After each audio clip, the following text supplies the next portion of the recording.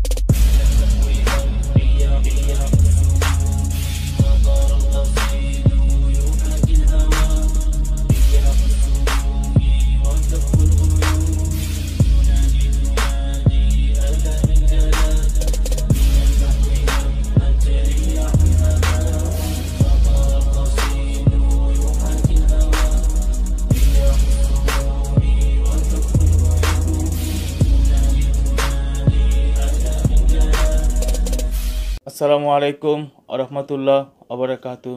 সম্মানিত দর্শক শ্রোতা, আশা করি আপনারা সবাই ভালো আছেন। আজকে কিছু গুরুত্বপূর্ণ কথা বলার জন্য প্লাস একটু আলোচনা করার জন্য আসলাম। এখানে আমরা কখনো নিজে দুঃখ কষ্টের কথা বলতে আসবো না। এখানে এসেছি কিছু কথা বলার জন্য, যেহেতু আমরা সমাজের একটা অংশ। আমাদের ব্যক্তি নিয়ে পরিবার গঠিত হয়, পরিবার নিয়ে হয় সমাজ, সমাজ নিয়ে হয় একটা রাষ্ট্র। আমাদের দেশের যে জনসংখ্যা, অর্থাৎ একটি দেশের কাম্য জনসংখ্যা কতটুকু হওয়া উচিত আর কতটুকু জনসংখ্যা বেড়ে গেলে এটাকে বোঝা বড় হয়, এটা আসলে আমরা কিন্তু এটা বুঝি।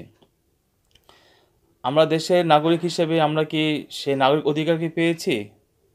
আমরা কখনো নাগরিক অধিকার পাই নাই, কারণ রাষ্ট্র ক্ষমতা যারা যায় তারা সে ক্ষমতা ভোগ বিলাস করে, জনগণকে তারা সবসময় বোকা বানায়। তাই যদি হতো তাহলে দেশটাকে আজ এরকম একটা সামাজিক যে প্রবলেমগুলো আছে, বিভিন্ন প্রবলেম আমরা আলোচনা করতে পারি, এগুলো থাকার কথা ছিল না। এখন যে বিষয়ে কথা বলতে চাচ্ছি, 1 নম্বর হচ্ছে দেশের অর্থনীতি, 2 নম্বর হবে আমাদের শিক্ষা যে একটা বৈষম্য বা শিক্ষা বাণিজ্য, 3 নম্বর হবে আমাদের দেশে বেকারত্ব, 4 নম্বর হবে প্রাকৃতিক দুর্যোগ। এখন দেশের অর্থনীতি বর্তমানে আমরা যদি 2025 সাল বা 24 সাল দিকে তাকাই, আমাদের দেশের বাজেট সম্ভবত 5 লক্ষ 6 লক্ষ কোটি টাকা সম্ভবত। এখন আমাদের স্বাধীনতা সময় উত্তর যে প্রথম বাজেট ছিল মেবি 700 কোটি টাকা। এখন কোশ্চেন হচ্ছে এখানে যে বাজেটটা কীভাবে বৃদ্ধি পায়, অর্থাৎ বাজেটটা কিন্তু বৃদ্ধি পাওয়ায় সরকার কিন্তু কাগজে কলমে উৎপাদন হোক বা না হোক, এবং ঘাটতি বাজেট, বাজেট 2 ধরনের, উদ্বৃত্ত বাজেট একটা ঘাটতি বাজেট। তো ঘাটতি বাজেটটা সবসময় ভালো হয় সরকারের দৃষ্টি থেকে, একটা টার্গেট ফিক্স করে রাখে, প্রতি বছর আমার এরকম বাজেট থাকতে হবে, তাহলে আমি আমার রাজস্ব কালেকশন করতে পারবো। মানে বিষয়টা হচ্ছে এরকম, আমরা হচ্ছে প্রজা, সরকার যে থাকবে রাষ্ট্র ক্ষমতা সে হচ্ছে রাজা, সে জনগণ ট্যাক্স বাড়াবে, বৃদ্ধি করবে, ভ্যাট বৃদ্ধি করবে, এইটা সেটা, মানে বিষয় হচ্ছে কি উনি আমাদের শোষণ করবে।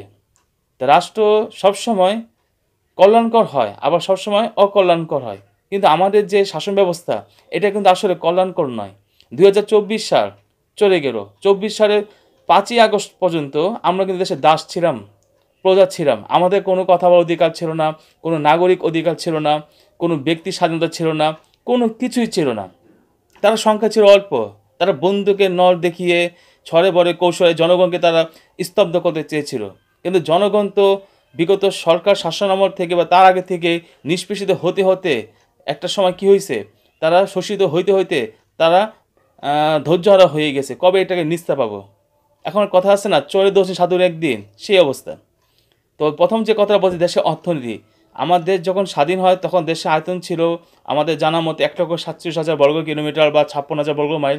এখন 2025 সাল সে একই কিন্তু আয়তন আছে, কিন্তু জনসংখ্যা কি একই আছে? না, জনসংখ্যা একই নেই। আমরা পত্র পত্রিকা বা ডাটাবেসে জানতে পারি 2024 সালে বা 25 সালে বর্তমান যে আমাদের জনসংখ্যা 22 কোটি বা 20 কোটি হতে পারে। আচ্ছা 20 কোটি ধরে নিলাম, কারণ সেই 1992-93 সালে তখনই শুনে আসতেছি 12.5 কোটি। এটা হতে পারে স্বাভাবিক। তো দেশ যখন স্বাধীন হয়েছিল 7.5 কোটি, স্বাভাবিক। এখন ছোট্ট একটা দেশে এত জনসংখ্যা, এই দেশে না আছে কোনো প্রাকৃতিক সম্পদ, না আছে তেলের খনি, গ্যাসের খনি, না আছে কোনো হীরার খনি। আমরা কোনো মতে কি বেঁচে আছি? স্বপ্নে বেঁচে আছি। আল্লাহ আমাদের বাঁচায় রাখছে, কীভাবে জানি, এটা আসলে মাথা আমার ঢুকে না। তো দেশের অর্থনীতি যেটা বলতে চাচ্ছিলাম, যে জিডিপিটা বাড়ানো হচ্ছে রাফিয়ে বিগত সরকার আমলে রাফিয়ে জিডিপি বাড়ানো হচ্ছে। একটা দেশের অর্থনীতি চাঙ্গ হয় যদি সে রপ্তানি বেশি করতে পারে, আমদানিটা কম করতে পারে। অথবা আমরা দেখতে পাচ্ছি সে আমদানি বেশি করতে, রপ্তানি কম করতেছে, কিন্তু জিডিপি লাফিয়ে বাড়তেছে। আর উন্নয়নের জোয়ার বন্যায় দেশের মানুষটাকে ডুবাইয়া মারছে। আপনার উন্নয়ন দরকার হোক বা না হোক, যখন যেটা দরকার সেটা তো দেই নাই, যেটা দরকার নয় সেটা সে চাপাই দিছে। এখন আপনারা বলতে পারেন ভাই দেশে উন্নয়ন তো হয়েছে, ভালো হয়েছে। আরে ভাই, যত উন্নতি ততই দুর্নীতি। এটা কি আমাকে এখন বলতে হবে বলেন? এখন আমরা কি সবাই দেখতে পারতেছি না মিডিয়া কল্যাণে যে অমুক নেতা, অমুক কর্মকর্তা তারা দুর্নীতি করছে? এটা তো আমরা আগে থেকে জানি। আমার দেশটা কি উন্নয়নের কি রোল মডেল? এটা কি হওয়া সম্ভব? একটা আনপ্ল্যানেড একটা সিটি, অপরিকল্পিত একটা শহর, একটা অপরিকল্পিত দেশ বলবো আমি একটা। এখানে কোনো কিছু পরিকল্পনা নাই। এখানে উন্নয়ন করতে গেলে আপনার গলা কাটা হবে। আপনি হঠাৎ করে দেশের মানুষের উন্নয়নের হাইওয়ে উঠে দিচ্ছেন শিক্ষা ছাড়া। এটা কীভাবে সম্ভব? একটা দেশে উন্নতি করতে গেলে অবশ্যই শিক্ষাটাকে উন্নয়ন করতে হবে। কিন্তু আমি যা দেখলাম আমার দেশে শিক্ষা সবচেয়ে দুর্নীতিগ্রস্ত, শিক্ষা সবচেয়ে বৈষম্য, বস্তা পচা, মানহীন একটা শিক্ষা ব্যবস্থা চালু রেখে এদেশে মানুষটা নাকি উন্নয়নের মহাশয় উঠে দিচ্ছে। কারণ উন্নয়ন আপনি বসে থাকেন, এই উন্নয়নের জন্য সরকার ভ্যাট ট্যাক্স বাড়াইছে, আপনার আমার সবার টাকা চলে গেছে এই যে উন্নয়নের পিছনে, ওরা লাল হয়েছে। তো উন্নয়নটা আমার কখন দরকার? আমার উন্নয়নটা ততটুকু দরকার যতটুকু আমার প্রয়োজন। এই যে বলো আমাদের সে উৎপাদন কম, এই যে এতদিন পর ধরা বসছে, বিগত সরকার বারবার বলতেছে আমি খাদ্যের স্বয়ংসম্পূর্ণ দেশ। আমরা এটা বুঝতে পারছি 2014 সালে বুঝতে পারছি যে আপনাকে খাদ্য উৎপাদনে স্বয়ংসম্পূর্ণ নাকি খাদ্য আমদানিতে স্বয়ংসম্পূর্ণ, ভাষাটা বুঝবেন। কিন্তু খাদ্যে স্বয়ংসম্পূর্ণ আমরা এটা বুঝি, কিন্তু আমাদের কিছু করার নাই। রাষ্ট্র ক্ষমতা কুক্ষিগত করে রাখে, তারা বন্দুকের ভয় দেখায়, গুন্ডাবান্দার ভয় দেখায়। আমরা নিরীহ মানুষ ছিলাম, জনসাধারণ এটা সব বুঝো, সে কিছু করার থাকে না। কিন্তু এখন সেই সব আর হবে না। এখন রাষ্ট্র ক্ষমতা জনগণের হাতে। আপনারা অবশ্যই কথা বলতে পারেন, আপনাদের ব্যক্তিগত অভিমতের কথা প্রকাশ করতে পারেন, চিন্তা চেতনা প্রকাশ করতে পারেন, পজিটিভলি করতে পারেন, নেগেটিভলি করতে পারেন। এই যে আমি কথা বলতে দেশের অর্থনীতি বিষয়ে, এই অর্থনীতির কারণে আমরা খুবই ভোগান্তির শিকার হচ্ছি। কেন বলতেছি? 1971 সালে দেশ স্বাধীন হওয়ার পর যে আয়তনে ছিল জনসংখ্যা, সেই পরিমাণ ছিল না। কিন্তু 2024 সালে দেশের জনসংখ্যা যে কত কোটি বৃদ্ধি পাইছে ছোট্ট একটা দেশে। এখন ঘটনাটা কী হয়েছে? আপনি জিডিপি কিন্তু বাড়াই দিচ্ছেন। এই দেশে রাতারাতি মানুষ বড়লোক হয়ে গেছে 2010 সাল থেকে, রাতারাতি।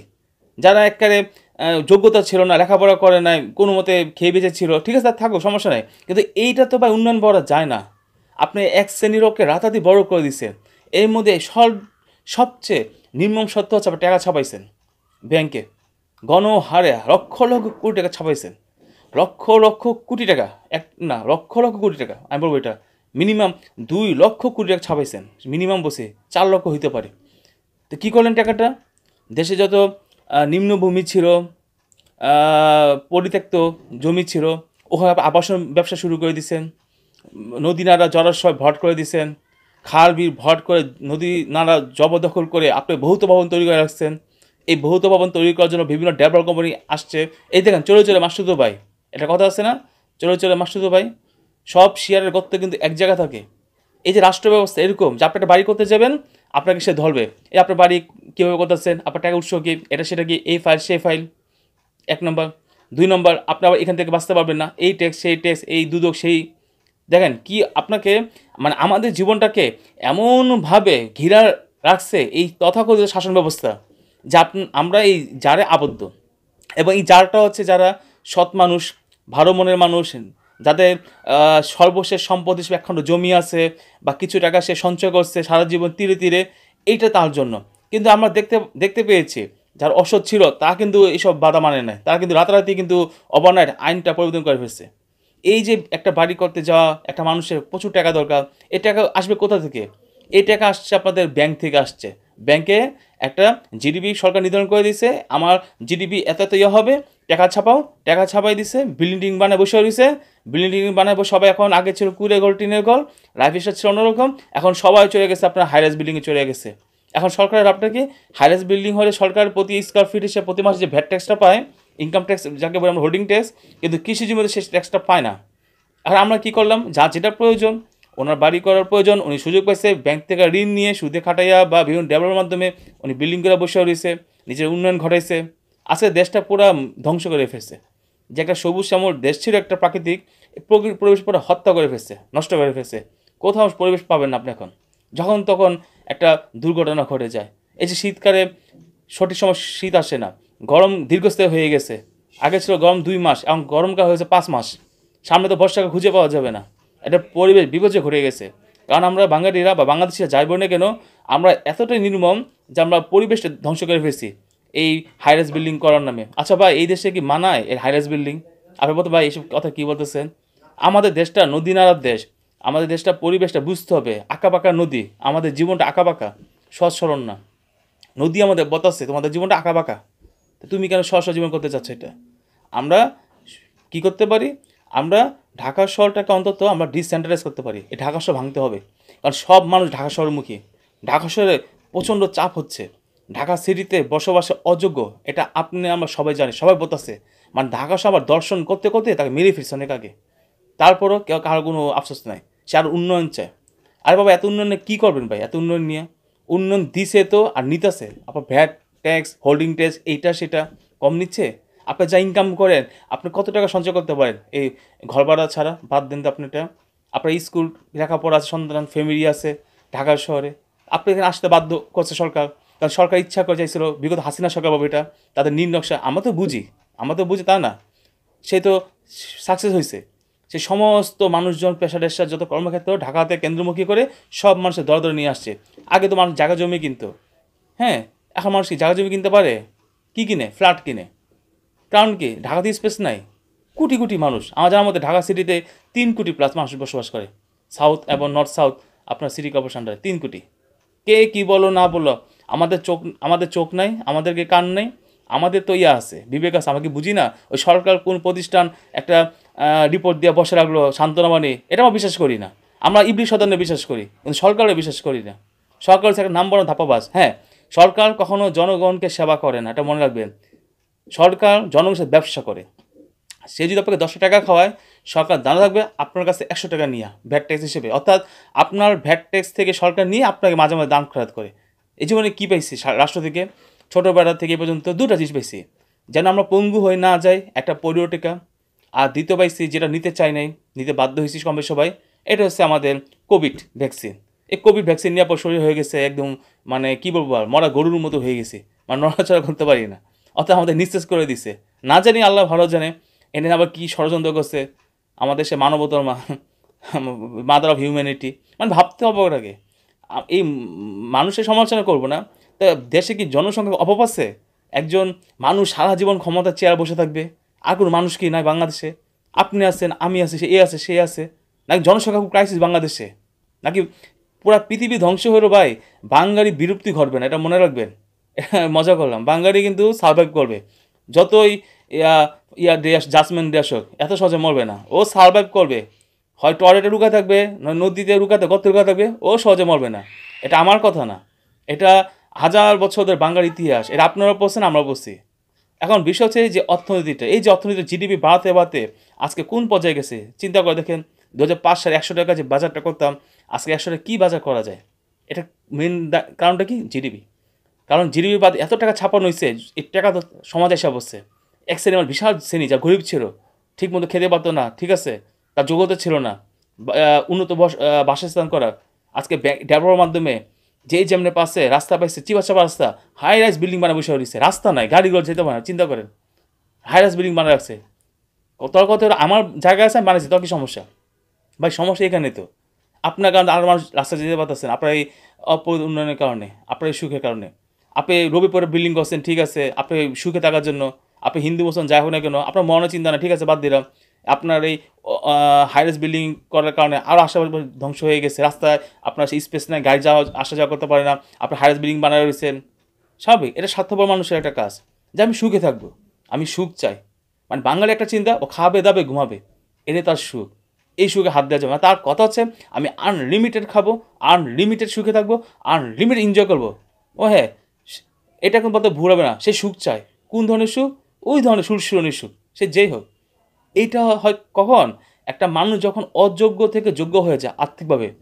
উন্নত বিশ্বে আমরা যত দেখি যোগ্য, মানে ধনী ব্যক্তি, অ্যালেন মাস্ক বলেন, তা বিল গেটস বলেন, দেখেন তারা কতটা শিক্ষিত মানুষ, কতটা ক্রিয়েটিভ, তারা কীভাবে তাদের কেরিয়ারটা বিল্ড আপ করছে। আর আমাদের দেশে যত ধনী দেখবেন সব কটা চোর বাটপার, সব কটা চোর, জনগণের সম্পদ চোর, ভ্যাট ট্যাক্স তো দেয় না রাষ্ট্রে, মানুষের হক নষ্ট করছে। তারপরে কীভাবে তাকে সমাজে গণ্যমান্য ব্যক্তি হিসেবে আপনি তাকে বিচার করবেন? সে একটা চোর। এদেশে কি স্বর্ণের খনি আছে, হীরার খনি আছে? এদেশে কি বিশাল আয়তন আছে যে সে রাতারাতি ধুয়ে যাবে? এই যে রাজনীতি দেখেন, যখন যে দল বা যে সরকার ক্ষমতা আসে, রিগ আসে, যখন যে এর আসে, সে রাতারাতি বড়লোক হয়ে যায় আপনার আমার চোখের সামনে। আমরা কিছু বলতে পারি না, কারণ কি? তাদের কাছে প্রশাসন, তাদের কাছে আছে বাহিনী।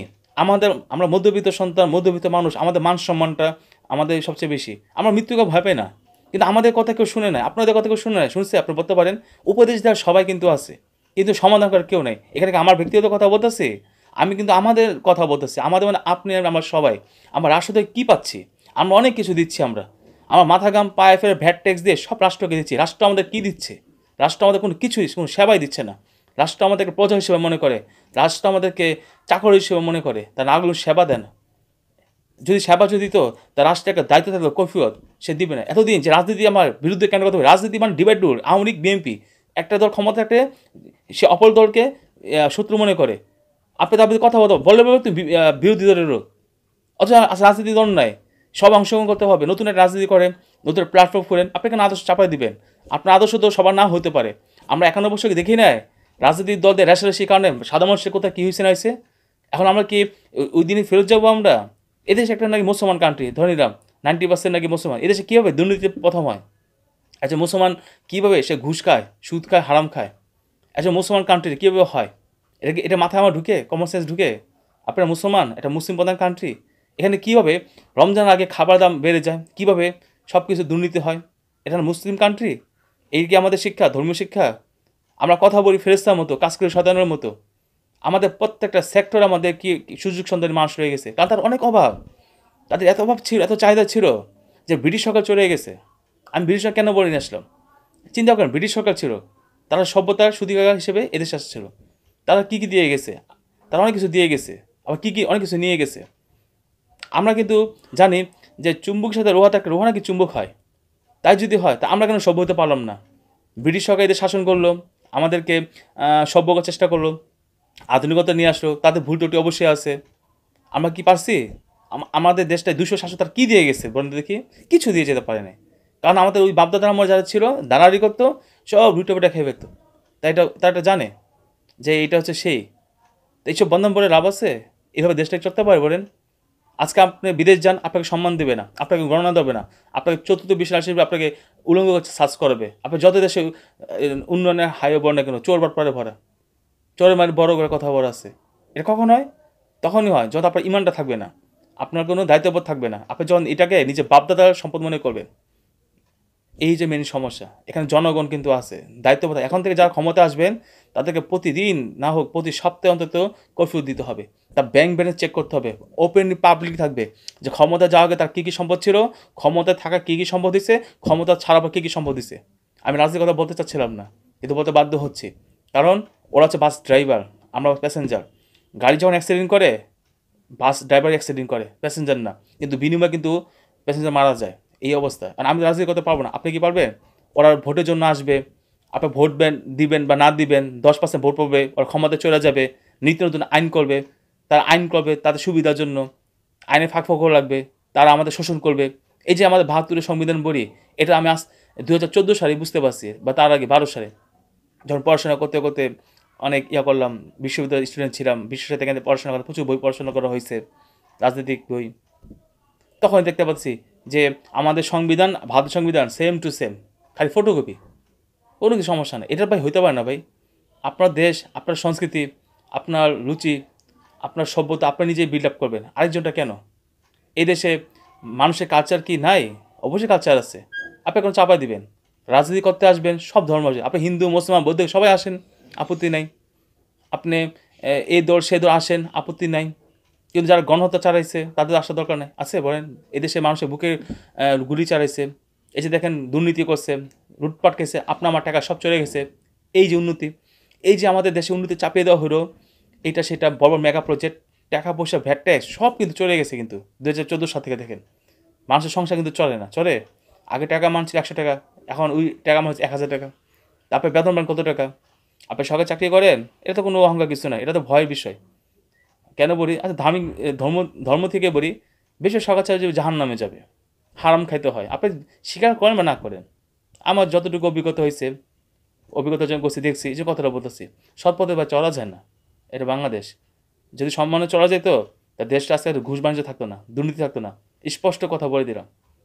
আপনি আমাদেরকে সম্মান দিয়ে রাষ্ট্র হিসেবে, আমরা সারা জীবন সাধারণ জনগণ রাষ্ট্রের জন্য অনেক কষ্ট করি, রোদে পুড়ে বৃষ্টি ভিজে মাথা গাম পায়ে ফেলে যে যেভাবে হোক সৎ পথে থেকে হারার উপায়ে আমরা সবাই ভ্যাট ট্যাক্স দিয়ে রাষ্ট্র চালা রাখি, অল্প হলেও দিই আমরা।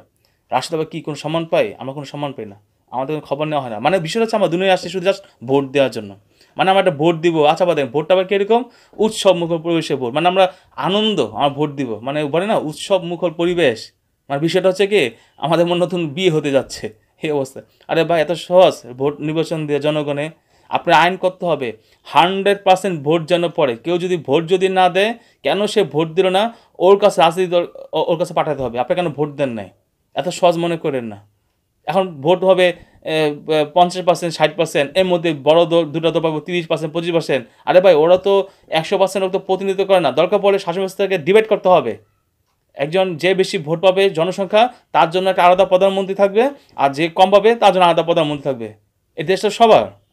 আপনি কিছু ভোটের জন্য দেশটাকে আবার রেশাসের পর্যায়ে নিয়ে যাবেন, আবার জনসাধারণ কি বারবার কি রাস্তায় আন্দোলন করবে? জনগণকে খাইতে কাম কাছে নাই, ও কাজ কি খারে হলো এটাই যে প্রতি বছর 5ই আগস্ট রাস্তায় নেমে অভ্যুত্থান ঘটাবে?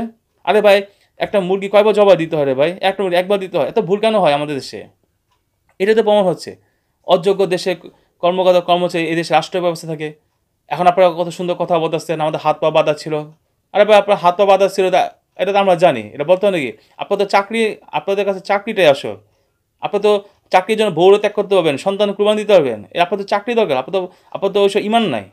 আপনার চাকরি আসো, চাকরি আপনি সব বাপ মার ত্যাগ করতে পারেন চাকরির জন্য। আপনার তো চাকর, আমার খাবারও করছে, আমার চাকর না। আমরা স্বয়ংসম্পূর্ণ আল্লাহ রহমতে। রিজিক মালিক মহান আল্লাহ, আল্লাহ সবাইকে খাওয়ায়। আমাদের পিতা ইব্রাহিমকে খাওয়াইছিলেন আল্লাহ জন্মের পর, ওই যে গুহার ভিতরে হাতের অঙ্গুরি দিয়ে। আল্লাহ কি তাকে দুধ খাওয়াইছিল না? এ মহান আল্লাহ। আল্লাহ কি মুসা আলাইহিস সালামের সম্প্রদায়কে পাখি খাওয়াইছিল না বছর বছর ধরে? রিজিকের মালিক আল্লাহ। আপনাদের এটা বিশ্বাসই করে না। আপনার ক্ষমতা এসা আপনি নিজের নিয়মকানুন চাপা দেন জনগণের উপর, জনগণ এটা মানবে না। আপনার জনগণকে এইভাবে আইন চাপানো যাবে না। এক একটা জনগণের জীবন শক্তি এক এক রকম, আপনাকে মানতে হবে, বুঝতে হবে। আপনার কথা নাই বার্তা নাই, আপনি আইন চাপাতে সবাইকে ইয়া করেন। আপনার কাছে একটা কি আছে, একটা চুম্বক আছে, আর আপনি বলবেন কোনটা লোহা। আপনি লোহার কাছে যাচ্ছেন, এটা লোহা আকর্ষণ করছে, আর আপনি কাঠের কাছে বলবে সেটা লোহা। তো এখানে মানুষের এক একটা মানুষের জীবন তো এক এক রকম, সবার জীবন তো একরকম না। তার দৈনন্দিন জীবনে এক একটা যুদ্ধের কাহিনী এক এক রকম, তার সাথে আপনি মিলাতে পারবেন না। সে দিন আনে দিন খায়, তার বাবা মা গরিব ছিল, সেই গরিব। এই যে কথা বলেন গরিব ছিল গরিব, সেই গরিব তো এইভাবে হয় নাই, তাকে গরিব বানানো হয়েছে। একটা হচ্ছে মানব সৃষ্ট কারণে, আর হচ্ছে প্রাকৃতিক কারণে। তা মানুষের কারণে হচ্ছে এটাই, চুরি বাটপার, তার হক নষ্ট করছেন, তার রিজিক নষ্ট করছেন, তাকে তার প্রাপ্য অধিকার দেন নাই, আর্থিকভাবে সব লুটে পুটে খাওয়া পাচ্ছেন, গ্রাম থেকে শুরু করা, চেয়ারম্যান কমিশনার শুরু করা, মন্ত্রী এমপিরা। আর প্রাকৃতিক কারণ হচ্ছে বিশাল সম্পদ ছিল, নদী ভেঙে গেছে, সব সম্পদ নিয়ে চলে গেছে নদী গর্ভে, ঘূর্ণিঝড় আসছে এইভাবে। তা আমাদের কষ্ট লাগে না? একটা মানুষ কষ্ট করে দেখতে খারাপ লাগে না? আমরা খালি বিল্ডিং বানিয়ে থাকবো হাইরাইস উপরে তলায়। আর আমি তো আগে বললাম এটা উৎস কি? এদেশে ক টাকা আপনার রপ্তানি করেন? হ্যাঁ, আমদানির কত টাকা? এটা তো আপনার আমদানি নির্ভর দেশ একটা, এটা তো রপ্তানি নির্ভর হয় না।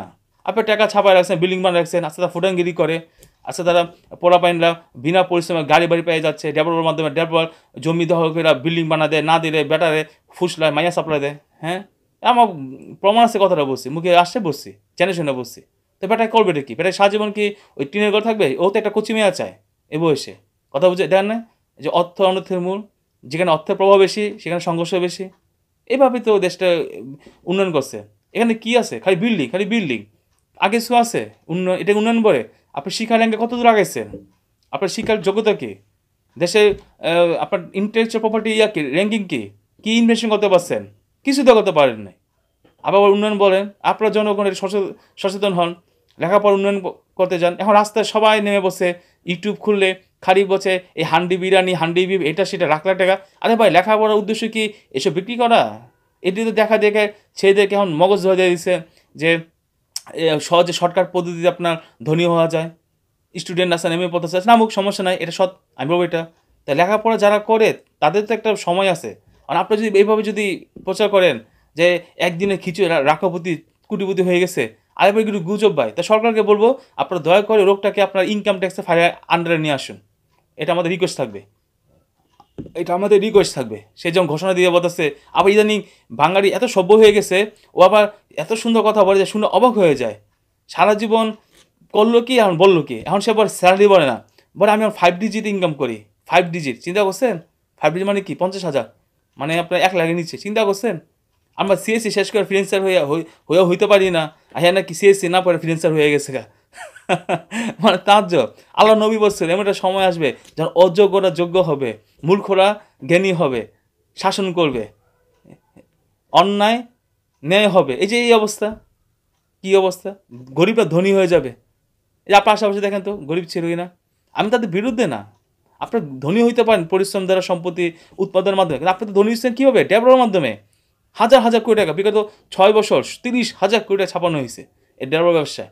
এই ঢাকা সিটি দর্শন করে উপসর চলে গেছে। এখন যাবো গ্রামে চলে যাবে, মানুষ উন্নয়ন চায়। কারণটা কি? ও তো দুনিয়া সুখ চায়। এই মানুষ এত চাহিদা, এই চাহিদা শেষ করতে পারবেন না। সেই জন্ম লগ্ন থেকে সে অভাব আছে এদেশে বেশি মানুষ, মানে এই বিষয়ে। এই জন্য তো আমি মনে করি যে তাদের চাহিদা শেষ নাই, তাদের অনেক চাই, অনেক চাই, অনেক অনেক। ওরা বাঙালি পেট ভরতে পারবে না, ও সব খায়া করবো কি, এই আমাদের কি জানি নাই, ওরা জান্নাতে নিয়ে রাখবো আল্লাহ, কি জানি নাই, কি জানি নাই। ঠিক আছে, এটা হচ্ছে মূল বিষয়। একটু মজা করলাম আর কি, নিজ জাতির বিরুদ্ধে নাকি, কত দিতে পারে স্বাভাবিক। যদি না হয়, যখন যে জিনিসটার দাম বাড়ে আমরা কেন ওটা ঝাঁপাই পড়বো? আমরা রোজা রাখবো। রমজান মাসে কি করেন? রোজা রাখেন না নাকি ভণ্ডামি করেন? একবার রোজা রাখেন না? তা আসলে আমার 12 মাস রোজা রাখি, শরীর স্বাস্থ্য ঠিক হয়ে যাবে। আমি রাখি, আমি রাখি, কম কম খাই, খাবার কমাই দিই। কারণটা কি? যে দাম বাড়লে আমার ভোগবেশ কমাই দিব? আমাদের উল্টা, দাম বাড়ার দিকে আমার লাইন ধরে কেনার জন্য। বুঝতে পারছেন টাকাটা কোন জায়গায় আছে? একদম টাকা ইনকাম করে একদম বাংলাদেশে ডাইল বাদ হয়ে গেছে গাছে ধরে। ওই যে বললাম, এই দেশে বেশি ধনী হচ্ছে আপনার ডেভেলপের মাধ্যমে। আর একটা আছে আমাদের প্রবাসী ভাই বোনেরা অনেক কষ্ট করে, সন্তানরা, বাবা মারা হাল ভাঙ্গা পরিশ্রম, মাথাঘাম, দেশে টাকা পাঠাচ্ছেন। এখন দেশে যে টাকা পাঠাচ্ছেন, সন্তান যদি সৎ কাজে থাকে তাহলে ভালো। এটা ওনার ব্যক্তিগত বিষয়, স্বাভাবিক কথা বলবো না। আচ্ছা, যে বলছেন দেশের অর্থনীতি, আমাদের দেশে এখন অর্থনীতি 5-6 কোটি টাকা, বিলিয়ন বিলিয়ন ডলার। অথচ এদেশে কিন্তু আয়তন কিন্তু বড় হয় নাই, উৎপাদন নাই। কি উৎপাদন আছে ভাই এদেশে? এই সে শিল্পবিগুলো ভরছে, কী শিল্প করছে রে ভাই? এদেশে সব কিছু বিদেশ আমদানি করতে হয়। আপনার গাড়ি যন্ত্র সব কিছু আমদানি করতে হয়। ইভেন নায়িকা শিল্পী ওরা আমদানি করতে হয়। আপনি কি রপ্তানি করবেন? এদেশে কজন নায়ক নায়িকা বিদেশে রপ্তানি হয়? এদেশে আপনি বিভিন্ন খাদ্য স্টাইল জানতো, কাশ্মীরি বিরিয়ানি, কাবুরি পোলাও, সৌদি আরবে খ্যাপসা, বার্গার, এই যে ভিন্ন দেশে খাবার খাচ্ছেন, এদেশে কী খাবার আছে রে ভাই? এইসব তো ভাই আমাদের কোনো অস্তিত্ব নেই বিশ্বের দরবারে, আমাদের কোনো চরিত্র নেই, আমাদের কোনো কালচারই নেই। আমরা কচুরির মধ্যে ভাসতে আসি। এটার জন্য দায়ী কে ছিল? রাষ্ট্রীয় পর্যায়ে থেকে ছিল।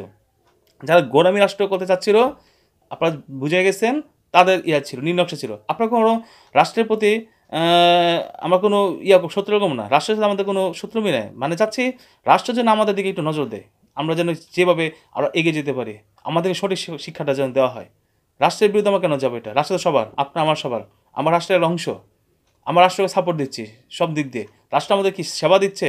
একটা অফিসে যান, এনআইডি অফিসে যান, যেন কি সেবাটা দেয় আপনাকে, ফোন দেন, ধরেন কিনা, 5 অফিসে যান, আবেদন করবেন। 2024 সালে আপনার 5 আগস্ট পর্যন্ত বলবো ঘটনাটা বাতিল হয়ে গেছে। কেন বাতিল হয়েছে এটা বলে না, আপনার এটা কেন বাতিল হয় নাই, কোনো কথাবার্তা নেই, দেখা শেয়ার করতে পারবেন না, কোনো কৈফিয়ত নেই, কিছু নাই, যেটা মুছেছে। অর্থাৎ বাপদাদার সম্পত্তি। ভাই এভাবে আর হয় না, রাষ্ট্র সবার। আপনি জিডিপি বাড়াচ্ছেন, জনগণ ট্যাক্স নিচ্ছেন, কিন্তু রাষ্ট্রের সেবা দিতে হবে, এইটা হচ্ছে মেন বিষয়। দেশ অর্থনীতি সম্পূর্ণ নির্ভর করতেছে আপনার গার্মেন্টস শিল্পের উপর। মাঝখানে সরকার চেষ্টা করছে বিভিন্ন মাধ্যমে, এদেশে কিন্তু অর্থনীতি কিন্তু সবসময় কিন্তু প্রবাসী আয়দের কারণে এটা চলবে, এটা আপনি ন্যায় করতে পারবেন না, কারণ এই দেশে বন্যার দেশ, ভূমিকম্পের দেশ, ঘূর্ণিঝড়ের দেশ, এখানে ভালো শিল্প আসবে, হ্যাঁ বাজারটা আছে, আপনাকে দেখতে হবে নির্মম সত্য আপনার চতুর্পাশে কোন দেশ কান্ট্রি রয়েছে, তারা কি দ্বিতীয় বিশ্বের কান্ট্রি না প্রথম দেশের কান্ট্রি, তারা আমাদের মতো তৃতীয় বিশ্বের কান্ট্রি, আমাদের সীমান্তের ওই পারে, তারপরে কীভাবে বিকশিত হবে? আপনার চতুর্পাশে যদি দুর্গন্ধ থাকে, আপনার ঘরে সুগন্ধ আসবে? এই জন্য আমাদের কী করতে হবে? আমাদেরকে নতুন চিন্তাধারা করতে হবে। আমার দেশের ভৌগোলিক চিন্তা করে আমাদের কী করতে হবে? কর্মসংস্থান ব্যবস্থা করতে হবে। এখন এই কর্মসংস্থান করার জন্য কী করতে হবে? কর্মসংস্থান বিকশিত করার জন্য শিক্ষায় হাত দিতে হবে।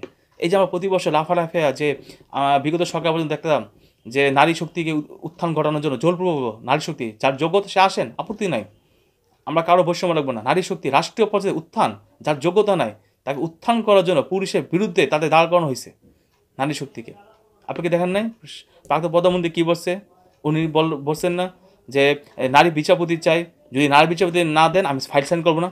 কথাটা বুঝতে পারছেন তো? মানে জোরপূর্বক একটা নারী বিচারপতি চাপে নিয়ে আসতে হবে, না হলে উনি ফাইল সাইন করবেন না। এটা কোন কথা হলো? আপনারা যোগ্য অযোগ্য চান, যোগ্যতাকে আসুক, আপত্তি নেই তো। উনি সেনাবাহিনীর প্রধান হইতে পারেন, নৌবাহিনীর প্রধান হইতে পারেন, বিমান বাহিনীর প্রধান হইতে পারেন, আমাদের কোনো সমস্যা নেই তো ভাই। আপনি কেন এটা ঝামেলা করবেন? যার যোগ্য সে আসবে, সে যেই জায়গায় আসুক। আমাদের আমাদের সুলতানা রাজিয়া ছিলেন না নারী? আমাদের আমাদের মহিষী নারী ছিলেন না? তাদের অবদান ভুলতে পারবো আমরা? একটা যুদ্ধে, ৭১-এর মহান যুদ্ধে, তারপর পলাশী প্রান্তরে ছিলেন অনেকে, আমার জানা মতে না, হয়তো নাম বলতে পারতেছে বিভিন্ন কারণে, আমরা তাদের অ্যাভয়েড করতে পারবো না, তাদেরকে অবশ্যই লাগবে। তো নর্মালি হয় কি যে জোরপূর্বক আনা যাবে না, আপনার যোগ্যতা থাকলে আসবেন, আপত্তি নেই, কিন্তু অযোগ্য আপনি রাষ্ট্রীয় কাঠামো পরিবর্তন করে জোর করে নিয়ে আসছেন আরেকজনের এগেনস্টে, তার হক নষ্ট, এটা ভাই হয় না ভাই। এগুলো ভণ্ডামি বাদ দিতে হবে।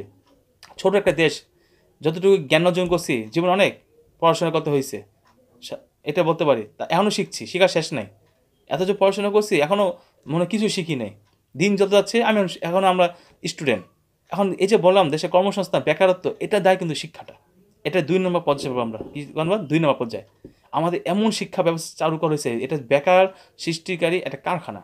আপনি কারখানা বন্ধ, উৎপাদন বন্ধ, শিক্ষা প্রতিষ্ঠান বন্ধ করেন, আপনার বেকারত্ব বন্ধ। এটা আবার কেমন কথা?